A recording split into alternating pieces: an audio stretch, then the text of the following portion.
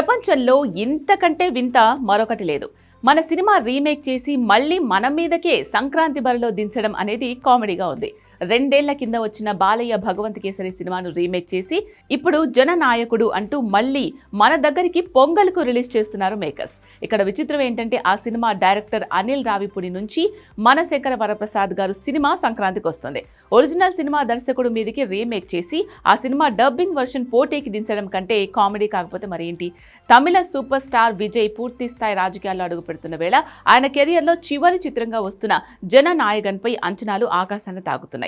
కేవలం ఒక సినిమాగా కాకుండా దళపతి ఫ్యాన్స్ కు ఇదొక ఎమోషనల్ ఫేర్వెల్ కావడంతో బాక్సాఫీస్ వద్ద సునామీ సృష్టించడం ఖాయమని అంతా భావించారు. అయితే సినిమా రిలీజ్ దగ్గర పడుతున్న కొద్దీ వినిపిస్తున్న మిశ్రమ స్పందనలు, రూమర్స్ ఇప్పుడు ఫ్యాన్స్ ను, ట్రేడ్ వర్గాలను కలవరపెడుతున్నాయి. ప్రధానంగా ఈ చిత్రంలో వైలెన్స్ మోతాదు మించి ఉందనే వార్తలు వినిపిస్తున్నాయి. వినోద్ లాంటి దర్శకులు రా అండ్ రస్టిక్ టేకింగ్ కు పెట్టింది పేరు. అయితే ఈ అతి భీకరమైన యాక్షన్ సన్నివేశాల వల్ల విదేశాల్లో ముఖ్యంగా విజయ్కి పట్టున్న ఓవర్సీస్ మార్కెట్లో సెన్సార్ పరమైన చిక్కులు ఎదురయ్యే ప్రమాదం ఉంది. ఫ్యామిలీ ఆడియన్స్ కు దూరమైతే రికార్డు స్థాయి వసూళ్లు రాబట్టడం కష్టమనే ఆందోళన డిస్ట్రిబ్యూటర్స్ లో కనిపిస్తోంది. అన్నింటికంటే పెద్ద చర్చనీయాంశం ఇది బాలకృష్ణ నటించిన సూపర్ హిట్ సినిమా భగవంత్ కేసరికి రీమేక్ అనే ప్రచారం. అనిల్ రావిపూడి దర్శకత్వంలో వచ్చిన ఆ సినిమా తెలుగులో మంచి విజయం సాధించింది. ఇప్పుడు అదే కథను తీసుకొని మళ్లీ తెలుగులో డబ్ చేసి అది అతి పెద్ద పండగైన సంక్రాంతికి రిలీజ్ చేయడం అనేది ఏ కోణంలో చూసినా లాజిక్ లేని నిర్ణయంగా కనిపిస్తోంది.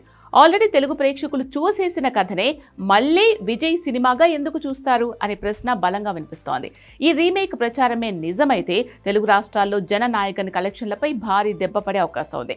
సంక్రాంతికి స్ట్రైట్ తెలుగు సినిమాలు పోటాపోటీగా రిలీజ్ అవుతున్నప్పుడు డబ్బింగ్ రీమేక్ సినిమాకు థియేటర్లు దొరకడం, ఆదరణ లభించడం రెండూ కష్టమే.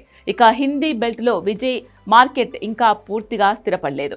అక్కడ బజ్ కూడా చాలా తక్కువగా ఉంది.